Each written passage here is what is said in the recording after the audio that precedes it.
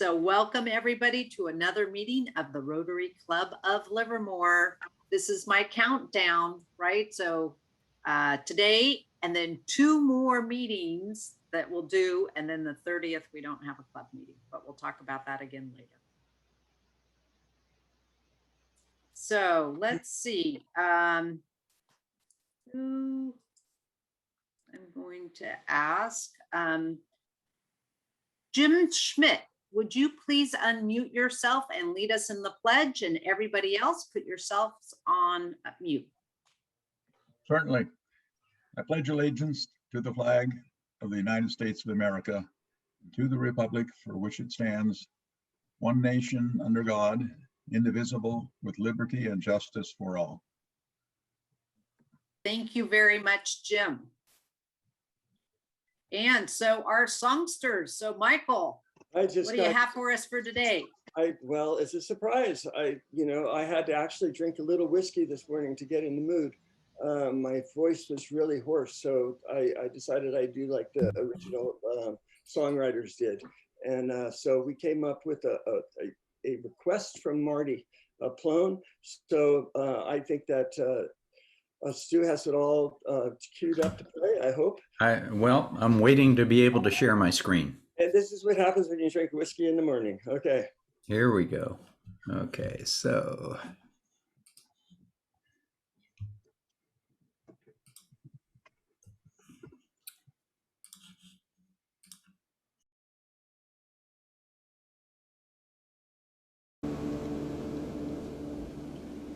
Thank you very much, Stu and Michael. And I did see Marty clapping there. So see, Marty, I did pass on the suggestion. Thank you very much. Appropriate song, maybe or maybe not for Rodeo Week, or at least it's Rodeo Parade Week. So up next, I'd like to invite Lynn Sepla to share a thought for the day. Lynn. Last Monday night, my book club discussed Useful Delusions by Shankar Vedantam. He argues that the white lies we tell and how we tell them are essential in maintaining good relationship. Examples: you cooked a great dinner, or what a cute baby, or I'm glad you got that promotion, when you might feel just the opposite. However, when speaking, we as Rotarian are cautioned to consider, is it the truth? Will it build better relationship? So what is the solution to this predicament? Well, Vedantam quotes the closing line from a poem by Philip Larkin, Talking in Bed. And I chose these 2 lines as a thought for the day. It becomes still more difficult to find words at once true and kind, or not untrue and not unkind. Thank you. Thank you very much, Lynn, and for tying that into our Rotarian 4-way test. So our meeting front line, our Zoom host is kind of being shared today between Jeff and Glenn. Our Spur reporter is Susan Mayo. Alan Frank is on top of the AV audio visual and putting all our slide deck together. David will be monitoring the chat, and Dawn will be publishing the Spur again. Thank you all. Carolyn, can I interrupt for a moment? Sure, Susan's Brian. not available to do the reporting, and I don't know if there's anyone else that can do it. I would volunteer, except I can't do it myself. Okay, so if there is somebody else who would, Michael, are you going to do it? No, I had my microphone muted, and I wanted to say one special thing to you. Can I do that right now real quick? Sure. Happy birthday to you. Thank you very much, Michael. No, because Now I'm muted. Happy birthday to you. Happy birthday, dear Marilyn. Marilyn, who's Marilyn? Carolyn. Happy birthday to you. Okay, thank you. Back to the meeting. And that's all right. That's a Yeah. It's a 1962 song. Thank you. Thank you very much, Michael and Stu. I appreciate that. And yes, today is actually my birthday and I get to celebrate it with all of you. Aren't so I appreciate being able to have all of you in my lives. Thank you. So now I know we have at least one visiting Rotarian today. Jill Durig is joining us, our Assistant Governor for Area 4. Welcome, Jill. If you'd like to take yourself off mute and say hello. Hey everyone, always a pleasure to come over and visit the Livermore Club, our sister, from the Livermore Valley Club, the morning club. So Thank you. Carolyn, is Michael going to do the spur or not? No, Michael is not doing the spur, so I think we need somebody else to be able to do the spur, or it's going to be Coyle pretty will do it. short this week. Pat Coyle will do the spur. All right, thank you very much, Pat Coyle. Thank you, That's a Pat. very nice birthday present. Thank you, Pat. That's what happens, Pat. Okay. All right, do we have any other visiting Rotarians today? And do we have any guests? I know we have a guest that is a guest with our speaker. Anybody else? Okay, we'll have a chance to introduce our speaker later. And just a couple of photos for my walkabout, but this is not from last year when I was walking every street in Livermore, but this is just from last Saturday. I don't know how many of you have walked past Stockman's Park to see this display. And it is a light structure of a rodeo cowboy. Somebody's mom let him grow up to be a cowboy at Stockman's Park.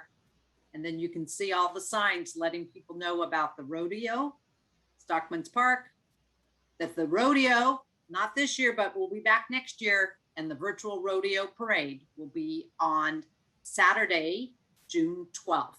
So remember, you all know that because you all know that the rodeo parade is always the second Saturday in June. So that is June 12th this year at 10 a.m.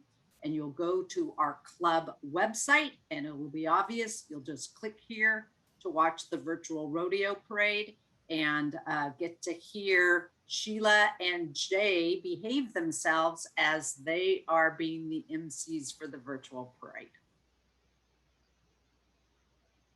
So Jay, kind of a combination of Jay and Glenn to give us an update for our demotion party, which will be at the end of the month.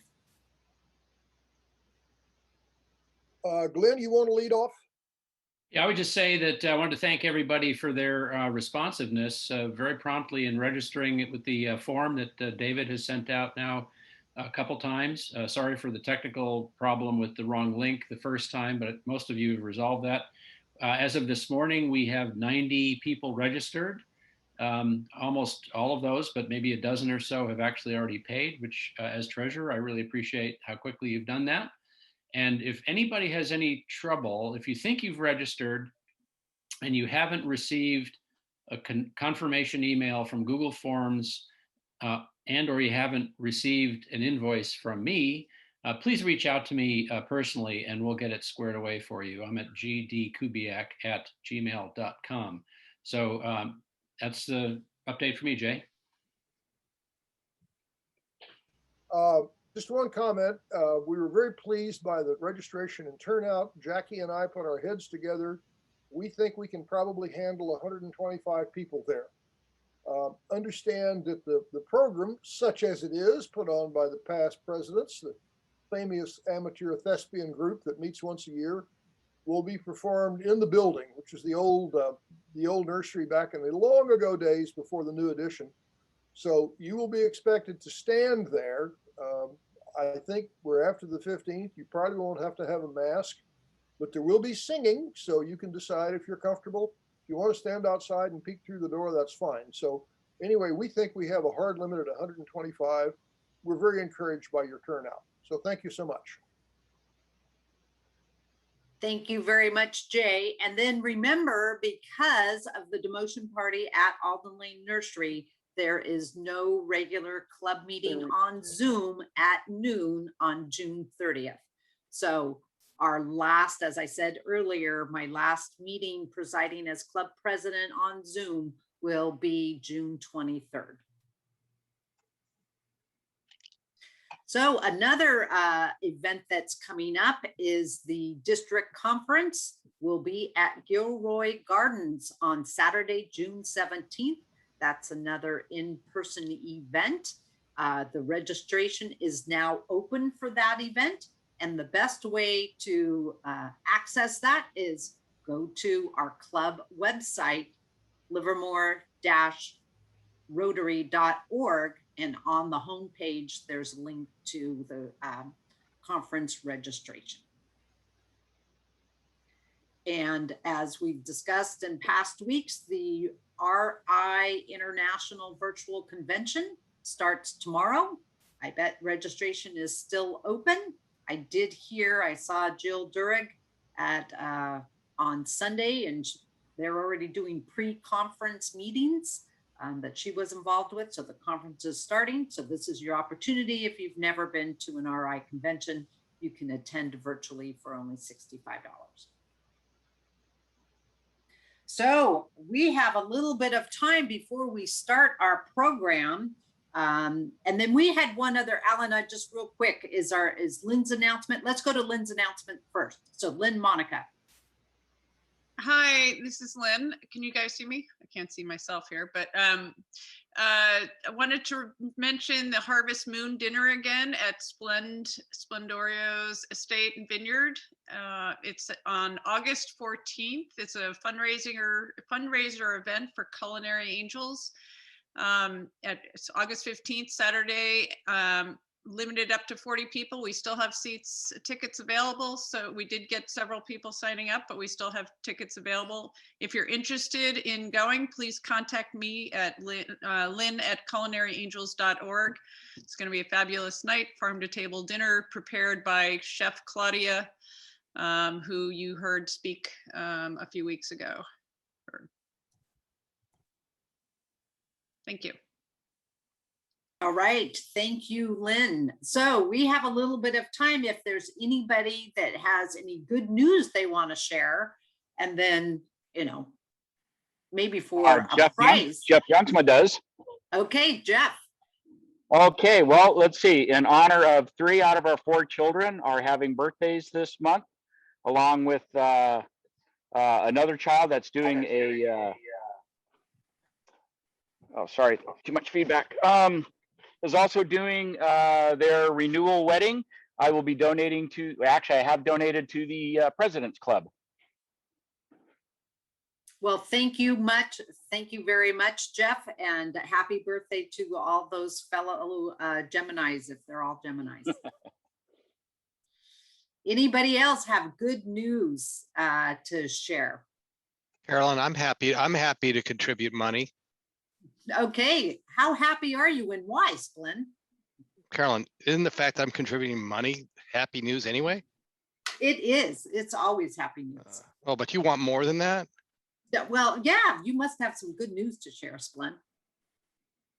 Well, you guys, I mean, yeah, we haven't done this a lot. I mean, I'm thinking that I just fair warning that when and if I'm president, which I guess is in a year or so, that we're going to do a lot more than this. So y'all be ready to.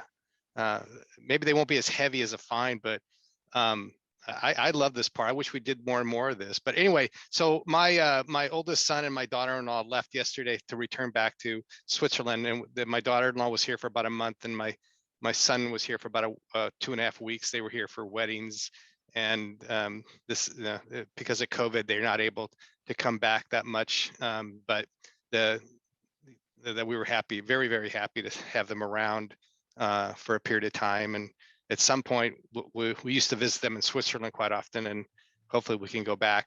But Switzerland does not allow basically anyone unless you have you're a Swiss citizen or have a Swiss residency card. So that's. And so how happy are you about? You still want money after after all that? You still want money? God damn, yes. You're rough. do I want to belong to the President's Club? Is that something, is there something, is it worth doing? I don't know, is there any benefits besides this? I mean, Caroline, you need to make a little bit more effort than, I'm sorry, but I mean, what's the benefit here? I mean, The do I get a benefit is you're going to feel really good to join all of your fellow Rotarians to get a little gold star by your name as a member of the President's Club. Well, I was hoping for something more tangible, Carolyn. I mean, like, is there a Carl's Jr. $5 gift card part of this deal at all? I mean, like, can I go to Dr. Jack and have a tooth extracted at half price or something like that? Since something like that, is there anything else can go on? We can get you one of those Scooter of the Month do cards. if you direct your club donation to our lunch money fund, even if you already have one, you can get a beautiful I gave my lunch money pin to wear. That will count too if you're a member. All right, so I'll do the President's Club, and I'll direct the as you suggest or compel the toward the lunch money. All right, thank you very much, Splen. Anybody else have good news that you would like to share? I'm not Sheila. Well, I do have good news. On Saturday, you have so graciously asked me to co-host with Jay, the parade. So in honor of that, I'm feeling if I pay a little bit forward in case I kind of mess up a little bit, maybe I could, beg for forgiveness. So can I donate $50 toward the lunch money fund? You absolutely can. Thank you, Sheila. All right, Pat Coyle, I see your virtual hand raised. Oh, he's always doing that. He's going to speak instead of me. So go, Pat. Well, I don't know if you can see my virtual background. It's three little girls who are washing their hands in water that's flowing in central Nicaragua from our Rotary and Engineers Without Borders funded project. So we got first water last Monday, and we're just so thrilled. We'll be planning the celebration with the community. So I'm so pleased. I will make the equivalent of a President's Club donation in coming into Kenjir. So I think we're all paid up for you, Carolyn. So that's what I'll do. But we'll keep you posted as this celebration for water now flowing in this community of 1,100 people, 300 households. Something they've been dreaming of for 20 years. So we're really excited about that. Well, thank you very much, Pat. And Ken owes me a thank you as well. All right, Jay, you have your virtual hand raised.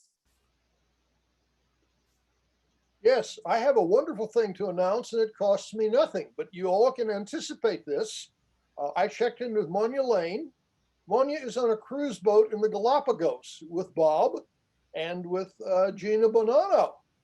And Monya said it was absolutely wonderful because of COVID restrictions. There are only 45 people on the boat rather than the normal 90. So I said to Carolyn and Ken, I think that requires a special hit and a special donation when they come back, and she should be set up to give a program on it. So that's my good news, and it cost me nothing. All right, thank you, Jay. And thank you for all of your generous donations to the lunch money fund before and really getting that kicked off for our club. Anybody else? So I have something that, Christian. Yes, President Caroline. I'm just excited that yesterday I was downtown, as things are just beginning to open up, with my office admin, just sitting outside and eating again downtown was just amazing to me, really, just to see that things are coming back to normal. Also, my daughter also graduated from high school, which makes me kind of getting old, but I'm still excited. We had a fantastic in-person graduation, in their school compound at the charter school. So it is just really, really amazing. So anyway, I've already joined your President's Club, but I would like to donate $50 to the to the music scholarship. All right, thank you very much, Christian. And I know a lot of the music scholarship people, Michael and Beth, appreciate that donation of your directing that. Anybody else? So I have some good news to share. As you know from our previous meeting, that Lorena, excuse me, one of our former Ready students was announced as a Pedrosi Scholarship recipient, and she was one of 122 students that the Pedrosi Foundation awarded to scholarships this year. So we awarded a total of $462,000. So in honor of just that rewarding work that I'm able to do in the community due to Mario Pedrosi's generous gift and the generosity of a number of community members, including a number of you I'm looking at on this screen, I will contribute an additional $100 to our lunch money fund. So thank you everybody for your contributions. And now on the screen, you are seeing this wonderful photo that Don Wentz took of can we call this the Midnight Cowboy? I don't know if it was taken at midnight, but this is the Livermore Rodeo Cowboy riding into the night. And he's still staying still in downtown this year. So that's what that light sculpture looks like at nighttime. And we'll get to see the actual Cowboys back in action in June 2022. But remember, you can watch the virtual parade this Saturday at noon just by going to our website and accessing the link there. So up next, our program next week will be Allie Winty from the Winty family, giving us kind of an update on everything that's happening at Winty Vineyards. And that seems like an appropriate program following this week's program.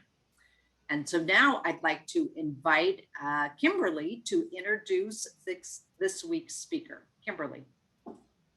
Thank you, Madam President, fellow Rotarians and guests. It's my privilege to introduce the Chief Executive Officer and co-founder of Monarch Tractor, Praveen Penmetsa. He has over 18 years of hands-on experience in translating creative visions into products for clients ranging from startups to Fortune 50 companies. His formative years were spent building race cars and new mobility solutions under highly compressed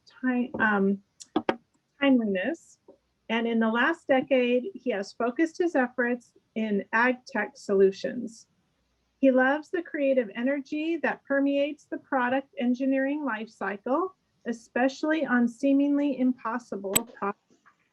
Praveen is CEO of Monarch Tractor and Motivo Engineering. Outside of the office, you will find Praveen at the local racetrack with his vintage BMW. Please give a warm welcome to Praveen Penmetsa. Thanks a lot for the very warm intro, and really appreciate having me on here. Again, just a little bit of what we're doing is, we're Monarch Tractor. We're based here in Livermore. We moved here in October of last year. Before that, we were actually based out of Fremont, was where our earlier office was. So what are we doing in Livermore is not only designing what we believe every tractor will look like in the future all over the world. Our Monarch Tractor is an electric tractor. It's also an autonomous tractor, and it also provides data and insights to farmers from that standpoint. And we're doing the design here. We're also assembling those tractors here in Livermore. We moved last October into an empty building of 30,000 square feet. And right now we have close to 70 employees here. We've also built 5 tractors in just the last month and a half for deployment with farmers who are going to be using them. So very excited to be here. And again, thanks a lot for having me on. What I'll be doing now is just to give everybody a perspective of why are we doing this, and also how are we going about it, and what have we done to date. And at the end, happy to answer any questions that anybody might have. So if anybody cannot see my screen, maybe Caroline, can you see my screen? I'm gonna put this up as well. Yes, I can see your screen. I'm not necessarily seeing it in slide view, so I'm seeing your screen and then something on the side as well. Yeah, actually, let me move that away. Okay, you should see the whole screen now. That in Correct. fantastic. So jumping right through, what Monarch Tractor might, Monarch Tractor was founded 3 years ago. We saw a huge challenge that farmers are facing globally. Everybody was running into labor shortages. There was no good, tractors have essentially been the same for a long time.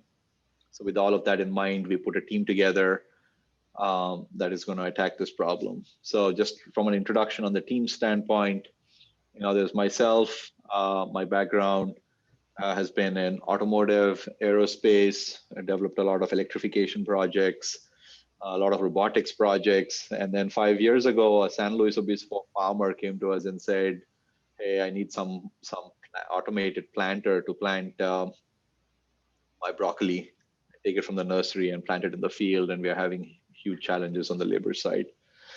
At the same time, heard from farmers in India who were struggling with the diesel costs. They didn't have any electricity, and they could not afford the tractors in that place. So with that vision of like, how can we address the challenges that both these farmers are facing with the product was our vision. And with that, we put together a team. Dr. Zachary Omohundro comes from the Carnegie Mellon Robotics Lab. He and I have worked together across 3 companies now. He was doing electrification and autonomy in 2005. He was doing an autonomous cave mining robot that could go into abandoned coal mines and then map the whole cave and find its way out by itself. Amazing stuff. Mark Schwager was at Tesla from 2010 to 2015. His first job was to double the production of the Tesla Roadster, the first car that Tesla made in Palo Alto. So again, when people look at us and say, how are you going to build tractors in a 30,000 square foot building? We say, hey, Tesla started off in a building smaller than ours, out in Palo Alto. This actually is a much more logical place for us to build tractors. We also have, as one of the founders, Carlo Mondavi from the Mondavi wine family. He's a thought leader in regenerative agriculture and farming practices. When I first met him, he had to actually explain to me. I asked him, I'm like, what is regenerative farming, right? A very new term at that time. And even now it's a little more commonplace, but it's still a new practice of holistic thinking about farming, where the whole ecosystem is together. So how can we have cover crops? How can we let the animals that are native, not only survive but thrive? And how can we look after soil health long term instead of trying to increase just production at the cost of soil health? Also, part of the team is Chris Whitney. He's been at HP for a long time. He used to lead up all of HP's Singapore R&D for the whole Asia Pacific region. So the 5 of us are key employees here at Monarch Tractor. We also have a lot of team members from all the famous companies that you hear of in Silicon Valley. Jumping into what's happening in the world is, you've all seen the news, right? There's not enough people to support agriculture, and this is a global problem. So that part is well understood. But also what's happening is more and more consumers are demanding more organic food products. They want to know how their food was grown, what went into it, whether practice is something that we all agree with or not. And more than that, they also want data on that food ecosystem. So it's not just about the labor on the field, it's also about the practices, are they sustainable practices or not? And also about how do we tell the story of what happened in these farms out to the consumer at the end of the day. And again, it could be a Trader Joe's, it could be a Costco buying these products. They're all asking the farmer, like, give us more data on exactly how this happened, how did you grow it, what went into it, what chemicals were used, what practices, when did you harvest it, how was it stored? All of these 3 things, the data, the sustainability requirements, and also the labor shortage, are all acting against the farmer. The farmers are getting squeezed between these. Our solution for that is to take the most commonly used tool in farming globally, which is a tractor. You'll find a tractor in every farm around the whole world, especially in our class of tractors, which is 40 to 70 horsepower. If you take the tractor, make it electric, so that we can kind of increase the sustainability metrics and decrease the emissions from the farm.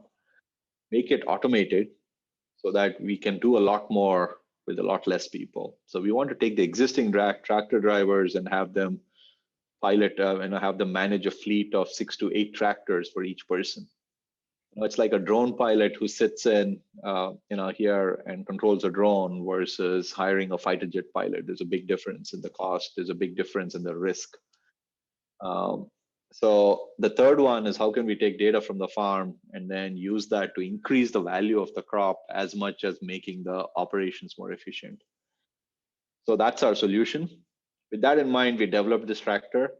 This tractor that you're looking at has been out in the farms for like a year and a half now, more than that actually. And it's all electric. It has a no compromise for the farmers. It works with their existing implements. The existing tractor drivers can drive it just like a normal tractor. It is not some high-tech robot where you need to go get an engineering degree to run the tractor. You don't need to get new implements to work with it. It works with their existing people and implements. Not only that, once your driver runs it on a farm once, we can automate that operation the next time. It'll do exactly what he did. And if anything pops up, it'll alert the farmer and say, hey, there's a ditch here, there's a leak here, the color of the leaves here looks weird, you need to check this out, etc. All of that happens from the cameras that are on top of the tractor. And all of this is at a very cost competitive price of like $58,000 for each tractor. If you compare that with a $30,000, $35,000 John Deere, yes, it is more expensive, but it pays itself off in under 2 years in most cases. And that's without any subsidies or anything else. That's the pitch that we have to farmers, right? This is what we tell them is, with our tractor, you can save up to $20,000 in savings every year, and at the same time, remove 53 tons of carbon dioxide from the environment. So we are trying to create a bridge between sustainability and farm economics. Whereas right now, sometimes they're at loggerheads. And we believe that technology can act as this bridge where farmers can be sustainable and make more money at the same time. And so far, we have done a lot very quickly. This is an experienced team. Before starting Monarch Tractor, I started a company in 2010 in LA that did electric cars, electric planes, worked with companies like Boeing and Aerospace and Airbus. And at the same time, worked with a lot of Silicon Valley startups. So the whole team has done aspects of what we're talking about here in our past lives. So even when we started off on this journey, we took all of those lessons. And the first thing that we did when we started the company and we hired a couple of engineers was to pitch a tent at Vente Vineyards in Livermore. Because we realized that we cannot develop these things in Silicon Valley. We have to develop these things in the farms and vineyards where these tractors are going to be used. So instead of putting a farm out in Silicon Valley, we brought our engineers into the farms. And we've been here for the last 2 years, day in and day out, right? Day and night. The whole, we have now done close to 2 full seasons of development in the farm. And also last October, like I said, we moved into this facility here in Livermore. We're actually now talking about expanding our footprint. We were less than 20 people when we moved into this building in October. Now we're close to 70. We're talking about expanding into the building next door, which is a 70,000 square foot building.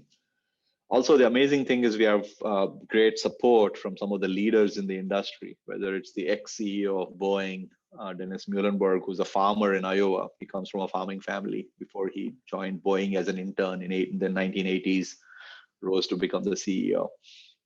Or whether it's Case New Holland, is the 3rd largest tractor company in the whole world. They actually invested in us 6 months ago.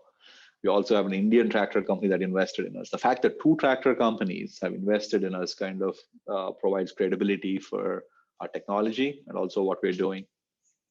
We believe that Livermore could be the hub for agriculture technology long term. The reason for that is location, location, location. A lot of our customers are in the Napa Sonoma area. A lot of our deployment people, testing people, sales people, they all come from Napa, Sonoma, Santa Rosa, and they can be here within like an hour, hour and a half.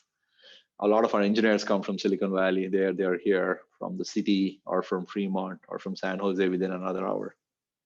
So, and we can drive very quickly to to all the farm areas, right? Whether it's going down south to Fresno or going up north to NorCal for all the agriculture side. So we're well positioned from a Livermore standpoint, and that's the reason why we put our headquarters here.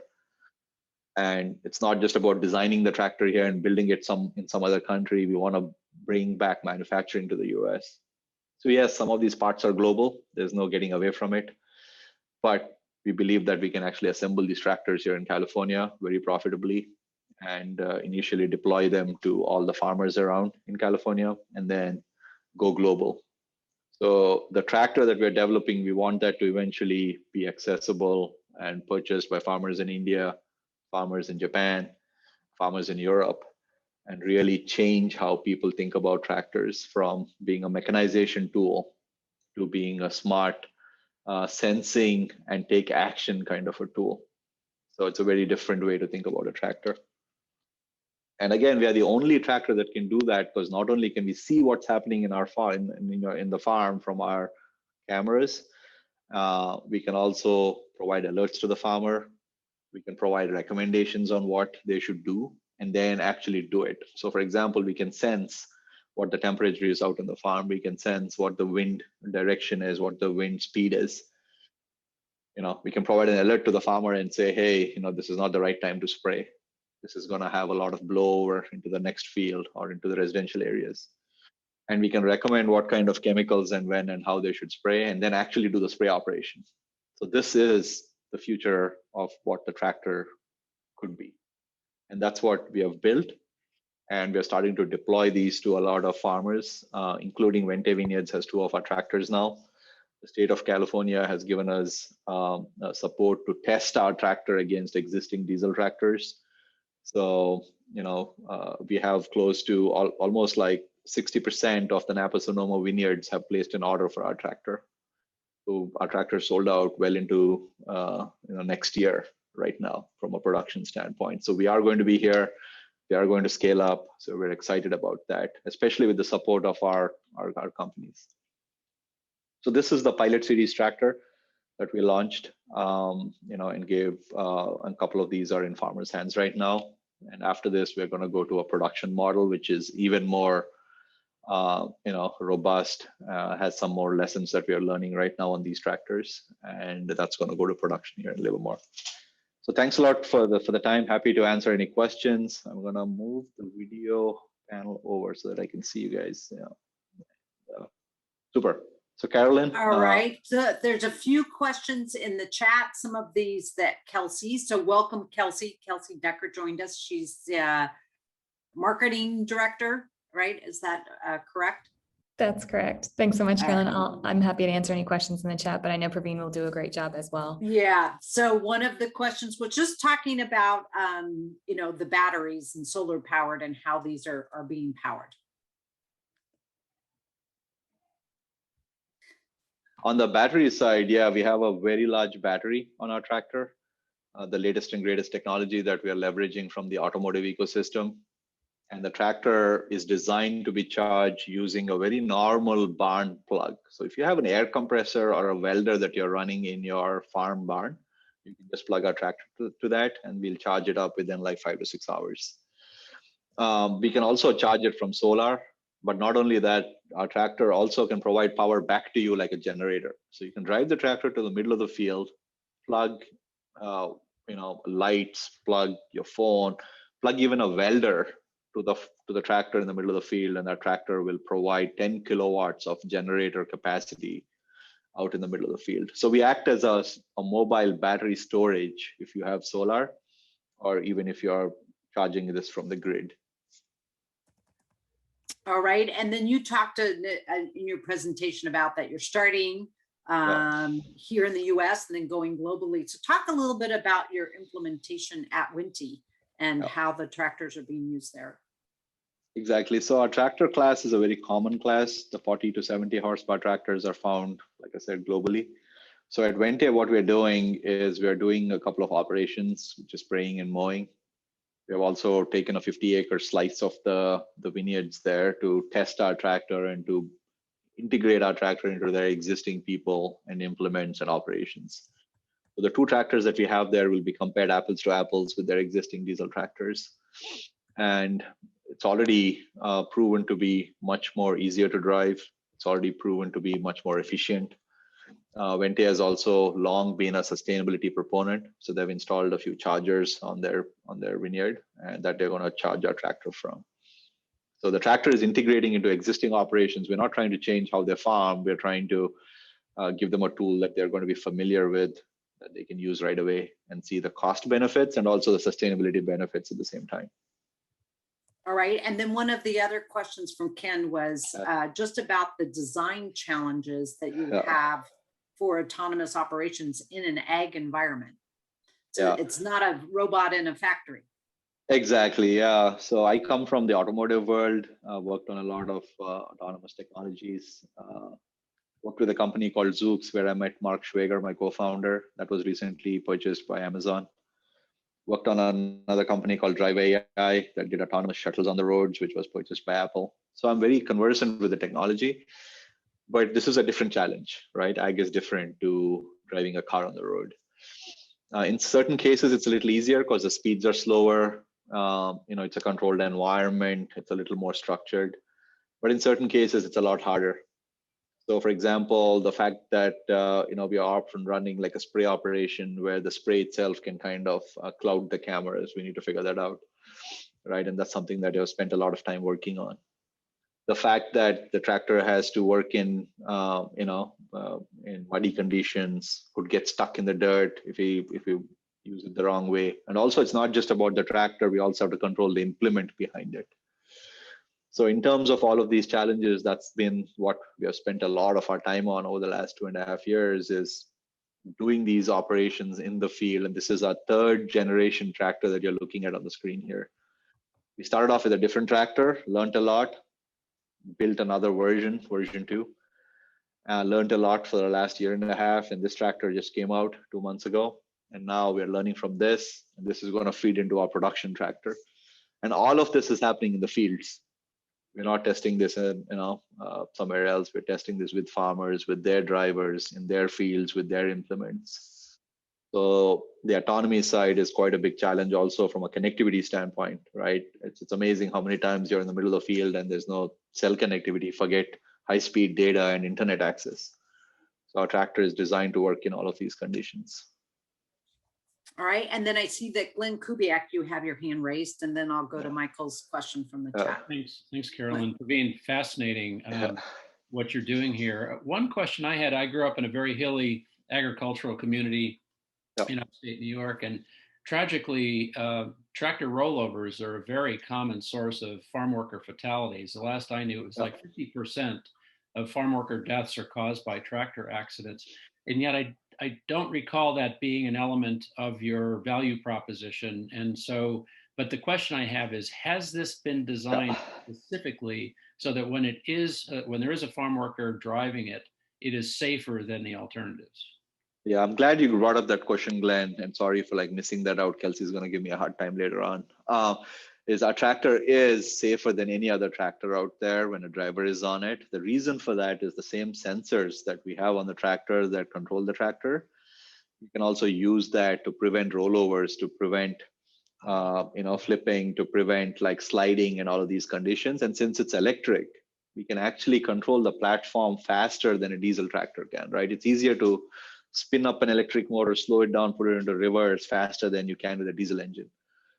So our tractor has what we call safety guardrails. So for example, if you're going over a hilly slope, we'll show you what the incline is. We'll start to cut power. We'll start to tell the farmer, the driver that, hey, this is a dangerous time. And then we can start to really prevent him from getting him into a situation where he rolls over. So those are all things that only our tractor can do. So safety is a big part. And that's another pitch to the farmers is we say, hey, it's so hard to find tractor drivers these days. And then you train them for weeks and months before you trust them on a vineyard because it's dangerous, right? It's not only damage to the equipment or the crops, but it's also a damage to their health. Like when you're doing these operations, they're dull, dirty, dangerous jobs. Very often the vineyard spraying happens at night, all night. We don't see people jumping out and saying, I want to do that job, right? So So this allows farmers to bring people back to agriculture, give them a safe operating environment, even if they're on the tractor, but we are hoping that they'll move them to the barn and have them control the tractor. So two kind of use questions. One is Michael, and we shouldn't be surprised this question came from Michael. He wanted to know about just what kind of crops, and are you seeing, since cannabis is legal and here in California, is there, have you had interest in cannabis farmers purchasing these? Yeah, when we started the company, our focus was very much on fruits and vegetables. Because we felt like that's the market that is underserved, right? The John Deeres of the world, et cetera, are spending a lot of time and money on the really large scale farming of like corn, soy, wheat, et cetera. They have some great products. Our focus is fruits and vegetables, especially since this is California and we're central here. So with that in mind, our tractor can do, from a crop standpoint, our initial market is vineyards, but we're already talking to orchards. We're already talking to, blueberry farmers and other orchards. Yes, we have had a lot of interest also from the cannabis market, but our focus is very much initially on the fruits and vegetables side. And if somebody wants to buy a tractor, they can always buy a tractor. But they better get in line very quickly. Otherwise, it'll take them a year or two before they get their hands on one. So the cannabis market is interesting in the sense it's very much a cash crop. It's very tight, it's very dense, so it actually is a good fit for our compact tractor. Our tractor also is designed to work inside of these temporary greenhouses that you see when you drive down the 101, right? Where they kind of create a greenhouse effect out on the open field. And our tractor is compact enough that we can still work inside those rows, inside those kind of setups. So we are a great fit for the cannabis market as well. So our resident rancher, Sheila, asked a question about, are you looking to move into having a tractor that would be just for general use on a ranch as opposed to for crops? Yeah, that's our next focus. I think initially we wanted to kind of target the farm operations side of things. The reason for that is in terms of being able to service them, maintain them. If they already have existing equipment managers and they're used to dealing with 5-10 tractors right now, it makes it a lot easier for us to work with them in supporting the tractor. But at the end of the day, where we see the large volume of sales a year or two from now is exactly with that market segment, which is the ranch farmer who has just one multi-purpose tractor. The amazing thing is this tractor was always designed for that person from day one. It's just that we're gonna test it with all the other people before we give it to them, because the last thing we want that person to have is their one and only trusted tractor, right? To have any maintenance issues or any service challenges, etc. So we want to really prove it out in a farm operations environment, really test it 24/7 operations, and then come to the the ranch farmers and the hobby farmers who will actually get even more value out of it. So another question that came into the to me from the chat was about whether the tractor can, if it's in autonomous mode or drone mode, can it sense when there are people around or animals, right? Animals don't always follow directions to say, stay out of the way of the tractor. Yeah. So our tractor, a part of our technology is not just about electric or the autonomy side. It's also about how we interface with humans around the tractor. The reason we're working with farm operations companies is right now, for example, when you do harvest operations, etc., right? There's a lot of people around the tractor. The tractor is going along, there are people around it harvesting, and then you kind of unload those things into the trailer on the tractor. So our tractor from day one was designed to be around humans in a safe manner. So for example, there's some fun videos of our tractor following humans around. So you can kind of, instead of 2 people using the tractor will follow you. And we have screens up on top on the roof that you can see. Those communicate with the person around them to let them know which mode our tractor is in, right? Is it in an autonomous mode? Is it in a manual mode? Is it waiting for you to move so that it can move forward? We also have speakers on the tractor. So not only for some fun music out on the farm, but also to kind of, you could yell at your dog or, your spouse, or have them come back home right away instead of monkeying around on the farm. So. All right, lots of questions about batteries and battery life. That's Kelsey's doing a great job answering in the chat. So I draw everybody's attention to that.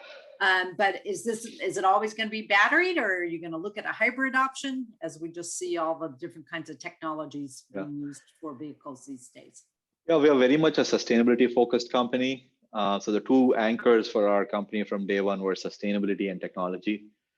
So we can see a world where we develop other kinds of zero emissions tractors.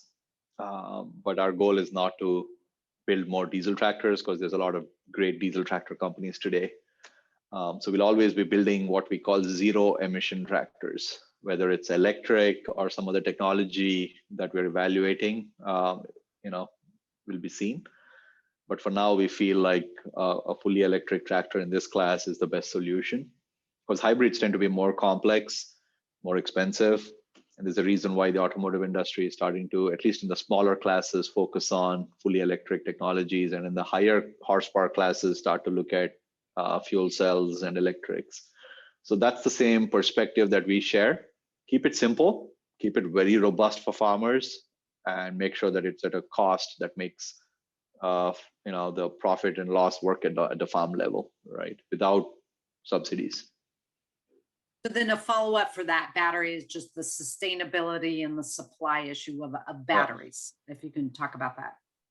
Exactly, and that's where I think since our tractor has all these electronics on it, we don't see our tractor just as a tractor powered by a battery. Our batteries can be completely removed. It's a swappable battery. We can also use that battery for energy storage. And the way we have designed it right from day one is we have a swap cart and we have a battery. So if, for example, you could use our swap cart as an energy storage device with some of the batteries that are probably not powerful enough in 10 years to power the tractor. But sustainability for us is not just about, is it electric or not? Sustainability for us is about, are we building a product that is sustainable from the get-go? How long does it last? How else can it be used after its first use cases? And from that standpoint, we spent a lot of time on making sure that battery is something that can be recycled, that the battery can be used for energy storage applications. And the tractor chassis, we expect that to last for decades. And we have made everything modular so that you can kind of upgrade just the roof if you want the latest and greatest electronics, or maybe not. If you want the latest battery 6 years from now or 7 years from now, you can just swap out the battery and still keep the tractor chassis as is. So the whole product has been designed for a long lifetime on farms. We are not treating it like a consumer electronics device where we say, hey, it's been 2 years, so please buy a new tractor, right? That is not our mentality at all. Our mentality is to put stuff out there that will last a long time. At the same time, give farmers the option to upgrade, repair, and maintain it by themselves as much as possible. So you talked a little bit, Praveen, about just the ecosystem in Livermore. Being here, we're close to the farm area. What about just being in this business, and talk a little bit about the business ecosystem for you in Livermore and the Tri-Valley? Yeah, actually what really happened was Kelsey came from the Livermore area. So she kind of convinced all of us that we should all move to Livermore so that she can save on the commute from Livermore to Fremont. I'm joking. So partially true. So again, the fact that this is very much a technology and farming community at Livermore is something that is kind of something that really struck out right from day one. We have the Livermore National Labs here. We have the Sandial National Labs here. We have the Vente Vineyards here. We have Topcon and other ag-focused companies here. So I often ask people, where else do you think our company should be? In the whole Bay Area, isn't this the most logical place? So from that standpoint, also the talent that we're looking at is not just from Silicon Valley, because we also bring in a lot of farmers either for sales or farm-focused technicians or farm-focused service and maintenance people, including tractor drivers to test our tractors, etc. So to be able to attract all the talent from the surrounding areas, Livermore makes a lot of sense versus having them commute all the way from, Santa Rosa or Tracy or Fresno all the way into the city or some other part of the Bay Area. So Livermore for us, from that standpoint, not just is a great location for the talent side. In terms of infrastructure, also we found a fantastic building, a lot of infrastructure here, easy for us to scale up. Like I said, I think I was talking about this at the beginning of the call, is we're also going to the building next door. If I had to do that somewhere else in the Bay Area, that would like cost me an arm and a leg, even if that's even possible, right? I can't think of any place that's possible. And being so close to the farming communities and farmers like Wente, it's just amazing. Yeah, so the infrastructure, when we talk about it, it's not just about the internet speed or the capacity of electric power. For us, it's everything from where can we test our tractors, where can we assemble them, where can we build them, and where can we really grow as a company? Because we plan to grow very quickly. And we are starting to build tractors here for tractor companies that have production facilities elsewhere.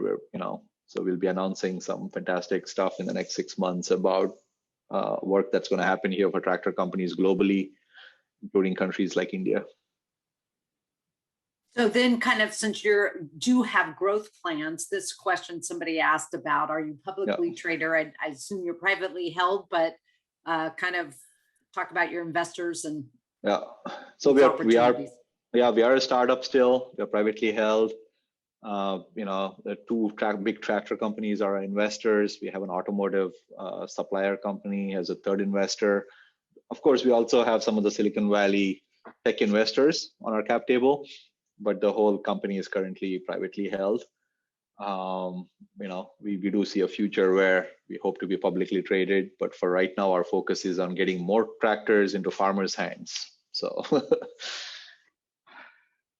All right. And then, so is there competition in this market space and for the electric tractor space? Yeah, we hope there is. We would like to have more competition. But one of the reasons we really jumped in is for the longest time, we could not see anybody addressing this kind of a challenge, right? Everybody were shying away from the tractor side. It's probably easier and probably cooler, and you can make a little bit more money if you make electric trucks or electric cars maybe. But we felt like we had the right team and the right perspective to take on this project and really provide a no compromise tractor solution. We are now starting to see some other companies come up with electric tractors that are a little bit more like the golf carts, but it's still a welcome addition to the sustainability portion. We are also licensing our technology to big tractor companies so that they can get this electrification going faster.